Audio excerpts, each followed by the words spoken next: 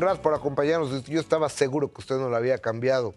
Mayita y Kiko, así se llamaba el dueto que hacías con tu hermanita. Ese dueto lo hicimos aquí en México porque don Rubén Fuentes nos firmó en la RCA, en la antigua RCA. Y don Rubén Fuentes, pues ha sido... En Cuitláhuac. Exactamente, en Avenida Cuitláhuac, ahí estaban los estudios, luego hubo otro estudio más, luego otro estudio de mezcla. Pero yo cuando llegué ahí, el mero de la música, todavía me tocó un poco Mariano Rivera Conde. Pero a los pocos meses ya era don Rubén todo. Y pues él ha sido una pieza clave en la música mexicana, por un lado, ¿no? Y un visionario.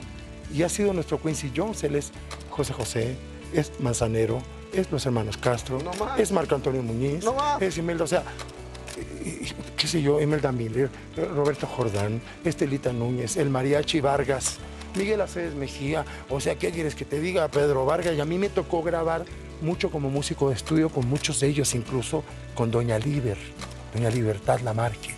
Me tocó grabar también. ¡Qué honor, Sí, y en el primer disco de Manzanero yo toco la guitarra y el bajo.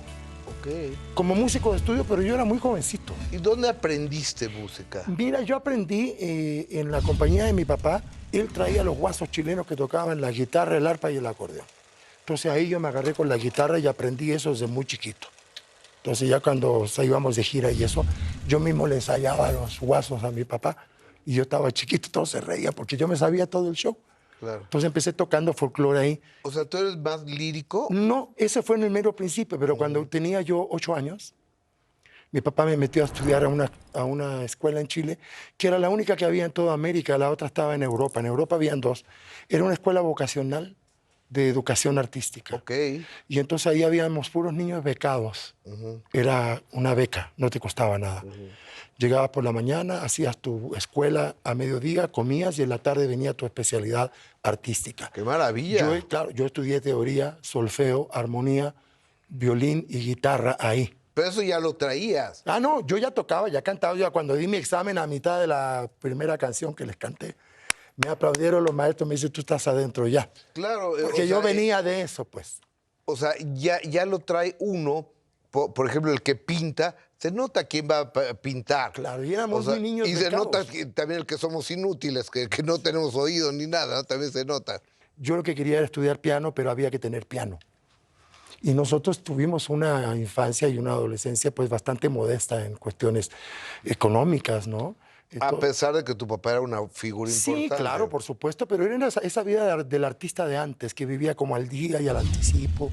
Ya como se acostumbraba en ese momento un poco el saltimbanqui de la época, claro, ¿no?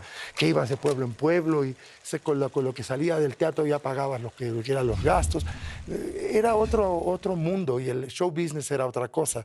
En medio de eso mi hermana se hace famosa en meses como figurita de la nueva ola. Mi hermana Mayita, que es Maggie en Chile, Maggie.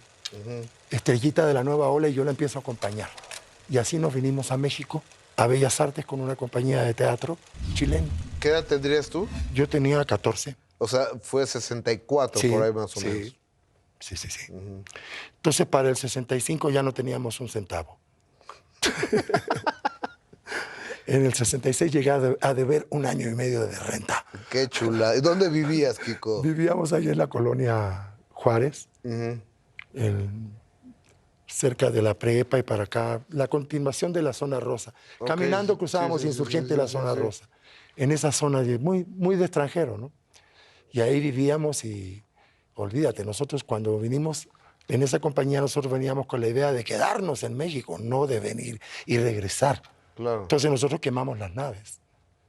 Vendimos instrumentos, joyas, casas, o sea, esto. Venían por todas las canicas. Las naves se quedaron quemadas, así no hay regreso.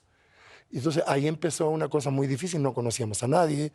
Y bueno, es lo que es ser un migrante, ¿no? Ok, ser un migrante en un país que no conoces, que no te conoces, que no saben de tu talento y que eras un chamaco. Era muy chavo, sí. Yo era muy chavo y hubo mucha gente que detectó que yo tenía cierta gracia, ¿no? Cierto talento. Rubén Fuentes entre ellos, grabé con Manzanero, grabé con muchísima gente de las bandas grandes de antes, las pistas para los artistas grandes, en la guitarra eléctrica, en el bajo, en la otra guitarra, bass guitar. todas esas cosas como músicos. Y aparte de hacer el dueto con Mayita, con mi hermana Mayita, que luego mi hermana Mayita se hizo rockera, y yo me fui pegando más a la onda internacional y terminé formando parte de los hermanos Castro. Okay. ¿Y Mayita dónde está hoy en día? Hoy en día vive en México, pero ya no está 100% dedicada a la música. Ella se metió mucho en el mundo del blues, del jazz, estuvo en Avándaro. Ella estuvo en el Festival de Avándaro. Es emblemático, ¿no? Sí, 68, sí, ¿no? sí, no, 69 o qué. Tipo, sí, yo creo que incluso 70, ¿eh? Ok.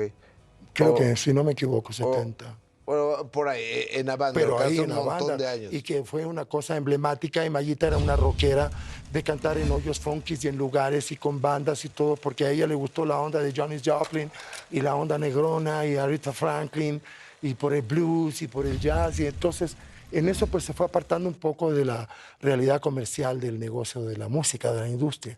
Claro. Y yo al revés, porque yo evolucioné para el lado de los Castro, que era en ese momento lo más estelar que yo... Para mí era haber entrado con los Beatles, ¿sabes? Bueno, es que eran los Beatles de México, ¿no? Claro. Los Beatles de México, los Castro. Y entonces Déjame hacer una pausa, sí, por favor, para que nos cuentes esa historia y también preguntarte cómo te descubres compositor. Porque una cosa es ser músico y otra cosa es muy diferente ser compositor. Y unida las dos cosas, o sea, es el viejón que tenemos aquí, Kiko Campos. Regresamos. Qué lindo. Regresamos.